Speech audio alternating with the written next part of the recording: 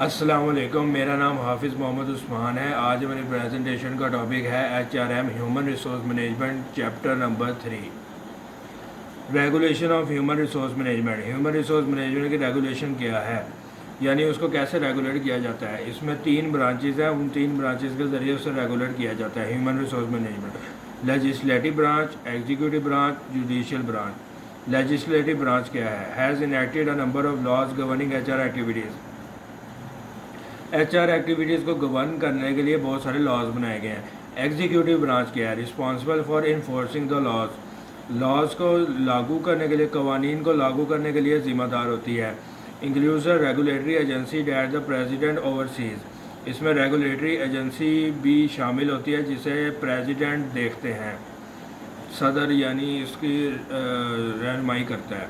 Judicial branch क्या है? Interprets the laws पर अमल करवाती है। The Supreme Court is the court of final appeal. Supreme court जो है वो एक आखिरी हद है फाइनल अपील की। Its decisions are binding. उसके डिसीजंस जो उसके डिसीजंस हैं वो बाइंडिंग होते हैं। इक्वल एम्प्लॉयमेंट अपॉर्चुनिटी, EEO, ये क्या है? Equal employment opportunity, the condition in which all individuals have an equal chance for employment regardless of the race, color, religion, sex, age, disability और national origin। Equal employment opportunity क्या है? इसमें एक equal chance होता है सब individual, सब लोगों के लिए कि उनके पास नौकरी के लिए एक चांस हो जिस रिगार्डलेस हो रेस, नस्ल, रंग, मज़हब, जेंडर, एज, उम्र और डिसेबिलिटी और नेशनल ओरिजिन के अलावा, यानी इन सब चीज़ों के अलावा उसको जो है नौकरी दी जाएगी बगैर किसी इम्तियाज़ के। The federal government's efforts in this area include constitutional amendment, legislation, executive orders, court decision. Constitutional amendments, 13 amendment abolish slavery in the United State जो मुल्क है उसमें गुलामी को ख़त्म किया। Has been applied in cases where discrimination involve the symbols and incidents of slavery. 14th amendment forbid the state from taking life, liberty और property without due process of law. 14th amendment में ये बताया गया है कि किसी की ज़िंदगी, किसी की आज़ादी और किसी की प्रॉपर्टी, किसी की मतलब जागीर वगैरह को नहीं छीना जा सकता। Prevents the state from denying equal protection of discrimination. Applies to decision और एक्शंस ऑफ द गवर्नमेंट और private groups. EEO legislation, civil rights act 1866 and 1871। The Civil Rights Acts of 1866 granted all persons the same property rights as white citizen, यानी white citizen के बराबर तमाम लोगों को property यानी जायदाद के हकूक़ दिए जाएंगे। The Civil Rights Act of 1870 granted all citizens the right to sue in federal court if they feel they have been deprived of some civil right। Equal Pay Act 1963, 1963 में Equal Pay Act man and women in an organization doing the same work must be paid equally. मर्द और औरत जो एक organisation में काम करते हैं, एक ही ऑर्गेनाइजेशन में काम करते हैं, उनको बराबर तनख्वाह दी जाएगी। Equal is defined in term of skill, effort, responsibility and working condition. एक जैसी वर्किंग कंडीशन होंगी, एक जैसी जिम्मेदारी होंगी, एक जैसी उनकी एफर्ट्स होंगी और एक जैसी महारतें होंगी, तब उनको एक जैसी, मर्द और औरत को एक जैसी पे दी जाएगी। EEO legislation, Title 7 Civil Rights Act 1964 prohibits employees from discriminating based on race, color, religion, gender, national origin। Employers जो हैं, नौकरी देने वाले हैं, वो बगैर किसी इम्तियाज़ के नौकरी देंगे, बगैर किसी इम्तियाज़ यानी रेस, नस्ल, कलर, रंग, रिलीजन, मज़हब, जेंडर मतलब जेंडर उसका जिन्स और नेशनल ओरिजिन, नेशनैलिटी के अलावा जो है इन सब चीज़ों को मद्देनज़र नहीं रखेंगे जब जॉब दे रहे होंगे। इसमें कोई इम्तियाज़ नहीं करेंगे। Apply to organization that employ 15 और मोर पर्सन, ऐसी ऑर्गेनाइजेशन पर इसका इतलाक़ होगा जो 15 से ज़्यादा लोगों को जॉब पर रखती हैं। Age discrimination in employment act ADEA, age discrimination से related act, prohibits discrimination against worker who are over the age of 40, यानी 40 साल की उम्र से ज़्यादा के जो लोग हैं उन पे जो इम्तियाजी सलूक नहीं किया जाएगा किसी भी किस्म का। Age discrimination complaints make up large percentage of complaints filed with the equal employment opportunity commission. Equal employment opportunity commission में सबसे ज़्यादा जो शिकायतें मौसूल हुई उसमें एज डिस्क्रिमिनेशन का जिक्र है। Vocational rehabilitation act 1973, covered organization must engage in affirmative action for individual with disabilities, disabilities यानी माजूर अफराद से रिलेटेड जो है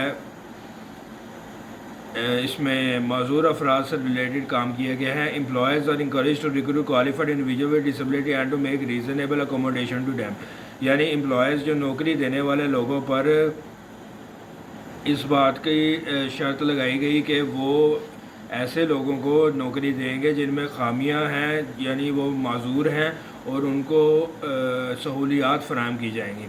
वियतनाम एरा वेटरन्स री adjustment act 1974 requires federal contractors and subcontractors to take affirmative action toward employing veterans of Vietnam War, Vietnam की जंग में जो लोग वहाँ से बच के आए थे उनको जो है जॉब्स दी जाएंगी। It covers veteran who serve between 5 August 1964 and May 7, 1975। American with disability act ADA of 1990, 1990 का American disability act protect individual with disability from being discriminated against in the work place, यानी उनके साथ कोई इम्तियाज़ नहीं किया जाएगा, यानी ऐसे लोग जो माजूर हैं उनके साथ किसी किस्म का इम्तियाज़ नहीं किया जाएगा। Prohibits in discrimination based on discipline in all employment practices, employers must take step to accommodate individual covered by the act. The government's role in providing for EEO, Equal Employment Opportunity Commission, EEOC, responsible for enforcing most of the EEO laws, investigate and resolve complaints about discrimination, gathers information, issues guidelines, monitors organization hiring practices. EEOC ऐसा commission है जो EEO equal employment opportunity के जो कवानीन है उन पर अमल दरामद कराएगा। इन्वेस्टिगेट्स एंड रिजॉल्व कंप्लेंट्स और डिस्क्रिमिनेशन, ऐसी शिकायत और मामलात को हल किया जाएगा जिसमें इम्तियाज़ किया जाता है लोगों के साथ। मालूमात इकट्ठी की जाएंगी, गाइडलाइंस इशू की जाएंगी और तमाम ऑर्गेनाइजेशन की हायरिंग प्रैक्टिसेस को देखा जाएगा। Complaint must be filed with in 180 days of the incident जो होगा यानी जिसमें इम्तियाज़ किया जाएगा उसके 180 दिन में कंप्लेंट दर्ज कराई जाएगी। EEOC कमीशन जो है वो 60 दिनों के अंदर कंप्लेंट को इन्वेस्टिगेट करेगा। Has 60 days to investigate the complaint. The government role in the providing for WO Office of Federal Contract Compliance Procedure OFCCP, ये एक और इदारा है, responsible for enforcing the executive order that cover company doing business with the federal government, audits government contractor to ensure they are actively pursuing the goals in their affirmative action plans, यानी हुकूमत federal government के साथ जो businesses काम करेंगे उसके मुतालिक ये एक नया इदारा बनाया गया, office of federal contract compliance procedure.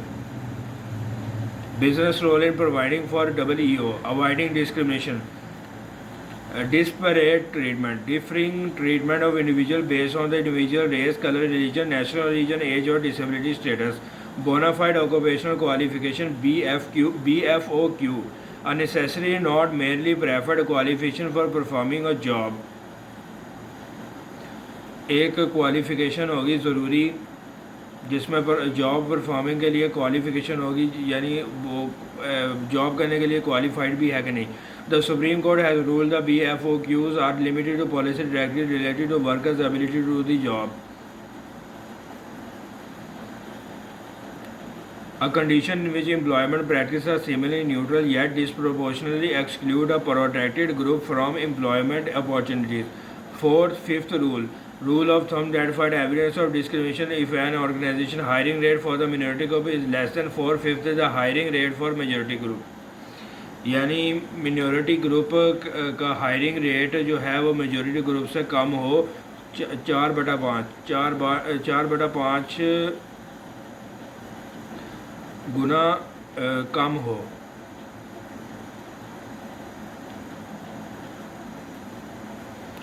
Reasonable accommodation. An employer's obligation to do something to enable an otherwise qualified person to perform a job. Companies should recognize needs based on individual religion or disabilities. Employers may need to make such accommodation as adjusting work schedule or dress code, making the workplace more accessible or restructuring job. Employers जो हैं वो accommodation जो मुलाजमीन हैं उनके लिए dress code work place को बहुत अच्छा बनाएं और उनके शेड्यूल भी अच्छे बनाएं. Regina Jenright talks to a voice activity copier at the American Foundation for the Blind. The copier has a braille keyboard and wheelchair accessible height. यानी रेजिना जेनराइट जो हैं वो उनको वो एक तो ब्लाइंड है और ऊपर से तो इस वजह से उनको एक ऐसा कंप्यूटर दिया गया है जो वॉइस एक्टिवेटेड है और अमेरिकन फाउंडेशन में और अंधों के लिए बनाया गया है और उसमें ब्रेल कीबोर्ड है और व्हील चेयर एक्सेसिबल हाइट भी है उसकी. Work place safety. Occupational safety and health act OSHA authorizes the federal government to establish and enforce occupational safety and health standards for all places of employment engaging in interest commerce. Federal government ने occupational safety and health standard तश्कील दिए हैं. Establish occupational safety and health is responsible for inspecting employers. नौकरियां देने वाले जो मालकान हैं उनको इंस्पेक्ट करेंगे. Applying safety and health standards. Safety और हेल्थ स्टैंडर्ड्स को मद्देनज़र रखा जाएगा. Levying fines for violation. Fines लगाए जाएंगे. यानी एक ऐसा एक्ट बनाया गया occupational safety and health administration जो इन सब चीज़ों के लिए ज़िम्मेदार होगा. General duty clause. Each employer has a general duty to furnish each employer a place of employment free from recognized hazards that cause or unlikely cause death or serious physical harm. Death मौत और serious physical harm से बचाया जाएगा. ये एक शिक है ओश act की जिसमें एम्प्लॉयर्स की बुनियादी एक ज़िम्मेदारी होगी जिसमें वो लोगों को बचाएगा सीरियस फिजिकल हार्म से और डेथ से. Specific duties. Employer must keep record of work related injuries and illness. जो एम्प्लॉयर्स हैं वो रिकॉर्ड रखेंगे इंजरीज और इलनेस बीमारियों का. Employers must post an annual summary of these record from February 1 to April 30 in the following year.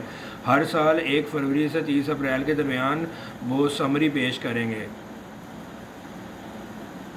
Employment rights under the OSH Act. Employees have the right to request an inspection, have a representative present at inspection, have dangerous substances identified, be promptly informed about exposure to hazards and be given access to accurate records regarding exposure, have employer violation posted at the work site.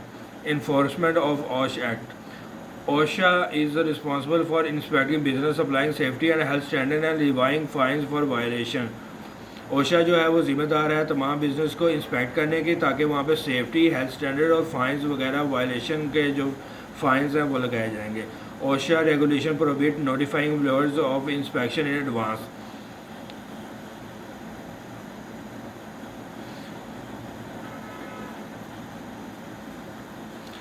Job hazard analysis technique. Employer sponsored safety and health programs. Identifying and communicating job hazard.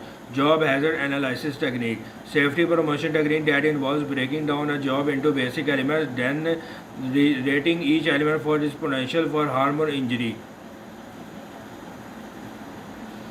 Technique of operations review TOR.